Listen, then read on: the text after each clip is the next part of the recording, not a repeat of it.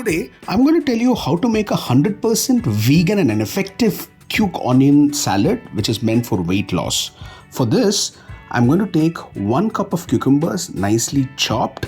This is almost half a cucumber and I'm going to add this to the bowl. Next, we're going to have some onions ready. We're going to chop it finely as well. I'm going to add it. Let's add half a teaspoon of salt, some chili flakes, some roasted sesame seeds. Now this is very important. It has to be roasted and not the raw ones.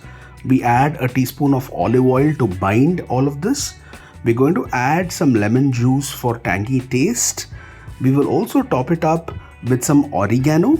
We will then add some honey to this. Honey is completely optional, but we add this for the taste factor. We will then add an important ingredient, that is the coriander leaves, to this. We nicely mix this and ensure the ingredients blend well. Our weight loss salad is now ready to be had.